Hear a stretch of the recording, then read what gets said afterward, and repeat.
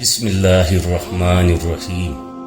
حضور اکرم صلی اللہ علیہ وآلہ وسلم جب شب معراج بیت المقدس کی طرف جاتے ہوئے مصر کے قریب ایک مقام سے گزرے تو انہیں نہایت ہی اعلیٰ اور زبردست خوشبو آنے لگی۔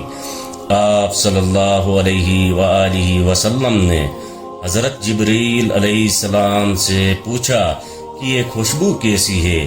جواب ملا کہ فرعون کی بیٹی باندی مشاطہ اور اس کی اولاد کی قبر سے آ رہی ہے۔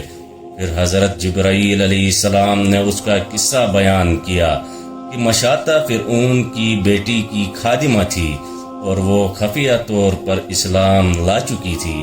ایک دن فرعون کی لڑکی کو کنگھی کرتے ہوئے اس کے ہاتھ سے اتفاقاً کنگھی گر پڑی۔ وہ اٹھانے لگی تو اس کی زبان سے بے ساختہ بسم اللہ نکل گیا۔ اس پر شہزادی نے کہا کہ تو نے آج عجیب کلمہ بولا، رب تو میرے باپ فرعون ہی ہیں، تو پھر تم نے یہ کس کا نام لیا؟ اس نے جواب دیا، فرعون رب نہیں بلکہ رب وہ اللہ ہے جو مجھے اور تجھے اور خود فرعون کو روزی دیتا ہے۔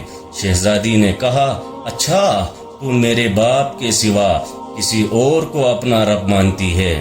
اس نے جواب دیا، ہاں میرا، تیرا اور تیرے باپ سب کا رب اللہ ہی ہے۔ شہزادی نے اپنے باپ سے کہلوایا، وہ سخت غضبناک ہوا اور اسی وقت اسے برسر دربار بلوا بھیجا اور کہا، کیا تو میرے سوا کسی اور کو اپنا رب مانتی ہے؟ اس نے کہا کہ میرا اور تیرا رب اللہ تعالیٰ ہی ہے جو بلندیوں اور بزرگی والا ہے۔ فرعون اسی وقت حکم دیا کہ تانبے کی جو گائے بنی ہوئی ہے اس کو خوب تپایا جائے اور جب بالکل آگ جیسی ہو جائے تو اس کے بچوں کو ایک ایک کر کے اس میں ڈال دیا جائے، آخر میں خود اسے بھی اسی میں ڈال دیا جائے۔ چنانچہ وہ گرم کی گئی۔ جب آگ جیسی ہو گئی تو حکم دیا کہ اس کے بچے کو ایک ایک کر کے اس میں ڈالنا شروع کرو۔ اس نے کہا، بادشاہ ایک درخواست میری منظور کرو، وہ یہ کہ میری اور میرے ان بچوں کی ہڈیاں ایک ہی جگہ ڈال دینا۔